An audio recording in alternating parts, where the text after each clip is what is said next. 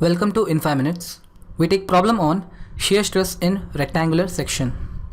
Our problem statement is deduce the relation for the maximum and mean shear stress across the section for rectangular cross section. So here we have shown a rectangular section of a beam. XX is the centroidal XX axis, as well as it will be the neutral axis since your axis is symmetrical about the horizontal axis. B is the width of the rectangular section and H is the total depth. Now consider a layer which is at a distance y from the neutral axis or centroidal XX axis. Let there be any point P on which we have to determine the shear stress.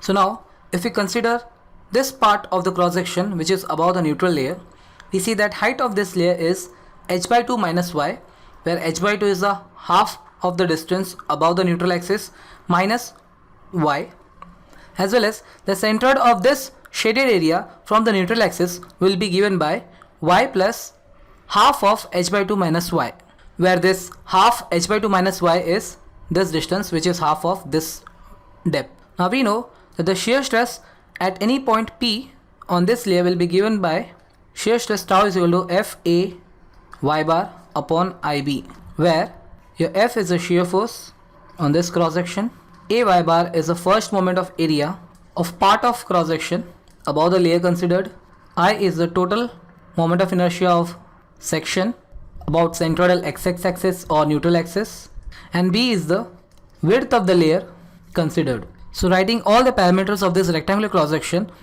we have your tau is equal to your shear force F multiplied by AY bar will be given as area of the shaded part of the cross section which is above the layer. So its area will be given as width B multiplied by height h by 2 minus y multiplied by y bar, which is given by this y plus half of h by 2 minus y upon moment of inertia of this whole rectangular section about the centroidal XX axis or neutral axis is given as bh cube by 12 multiplied by width of the layer, which is same as that of width of the total section, so B. So we have upon simplification f into bh by 2 minus by, which is the area part, multiply by y plus h by 4 minus y by 2 upon b square h cube by 12. So upon expanding this term, we have f into this two term, so we have bh y by 2, then this term with this term plus bh square by 8, and first term with the third term minus bhy by 4, then the second term of the first then the second term in the first bracket multiplied by the first term of the second bracket, so we have minus of by square, then this with this term minus of bhy by 4, then this term with the third term plus by square by 2, this whole divided by b square h cube by 12. Now we see that bhy by 4 and bhy by 4 will be subtracted from this bhy by 2, so this 3 term gets cancelled. So we have shear stress is equal to F into bh square by 8 minus of by square by 2. This we get from this 2 term minus by square plus by square by 2, so we get minus by square, the whole upon b square h cube by 12. So if we take this b term outside, we have f into b into h square by 8 minus y square by 2 upon b square h cube by 12.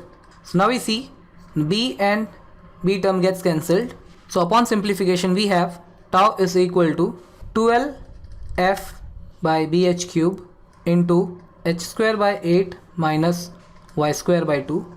Upon further simplification, by getting this denominator terms outside, we have 12f upon bh cube into 1 by 2 multiplied by h square by 4 minus y square. So this is the most simplified form of your shear stress. Here we see outside part is totally your constants, where f, b and h are the shear force, width and height of the cross section. So we say that your shear stress is varying with this part, which is h square by 4 minus y square. So from this we can say that the shear stress variation is parabolic. due to the presence of y square term.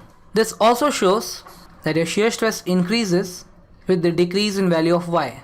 So, as you move your layer closer and closer towards the neutral axis so as to decrease your y, your shear stress increases. So we can sum it up and say that the shear stress variation across the depth of section is parabolic and it increases as you move towards your neutral axis.